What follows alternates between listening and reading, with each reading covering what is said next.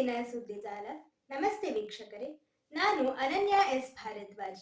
ವಿಶೇಷ ಸುದ್ದಿಗಳ ಪ್ರಸಾರ ವೀಕ್ಷಿಸಿರಿ. ಇನ್ನು ಮುಂದೆ ಸಿಬಿಎಸ್ಇ 10ನೇ ತರಗತಿಗೆ ವರ್ಷದಲ್ಲಿ 2 ಬಾರಿ ಪರೀಕ್ಷೆ. 10ನೇ ತರಗತಿಯ ಪರೀಕ್ಷೆಗಳನ್ನು 2026ರಿಂದ ವರ್ಷದಲ್ಲಿ 2 ಬಾರಿ ನಡೆಸುವ ಕರಡು ನಿಯಮಾವಳಿಗಳಿಗೆ ಕೇಂದ್ರೀಯ ಪ್ರೌಢಶಿಕ್ಷಣ ಮಂಡಳಿಯು ಸಿಬಿಎಸ್ಇ ಮಂಗಳವಾರ ಅನುಮೋದನೆ ನೀಡಿದೆ. ಕರಡು ನಿಯಮಾವಳಿಗಳನ್ನು ಪ್ರಕಟಿಸಲಾಗಿದ್ದು, ಸಂಬಂಧಿಸಿದವರು ಮಾರ್ಚ್ 9ರವರೆಗೆ ತಮ್ಮ ಪ್ರತಿಕ್ರಿಯೆ ಸಲ್ಲಿಸಬಹುದು. ನಂತರ ಪರೀಕ್ಷಾ ನೀತಿಯನ್ನು ಅಂತಿಮಗೊಳಿಸಲಾಗುತ್ತದೆ ಎಂದು ಅಧಿಕಾರಿಯೊಬ್ಬರು ತಿಳಿಸಿದ್ದಾರೆ.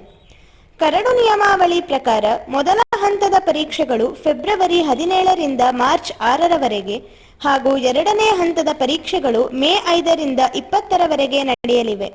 2 ಆವೃತ್ತಿಯ ಪರೀಕ್ಷೆಗಳನ್ನು ಪೂರ್ಣ ಪಠ್ಯಕ್ರಮದಲ್ಲಿ ನಡೆಸಲಾಗುವುದು.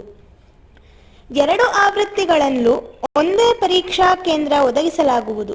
ಪರೀಕ್ಷಾ ಶುಲ್ಕ ಹೆಚ್ಚಿಸಲಾಗುತ್ತಿದ್ದು, ಅರ್ಜಿ ಸಲ್ಲಿಸುವಾಗಲೇ ವಿದ್ಯಾರ್ಥಿಗಳಿಂದ ಪರೀಕ್ಷಾ ಶುಲ್ಕ ಸಂಗ್ರಹಿಸಲಾಗುತ್ತದೆ.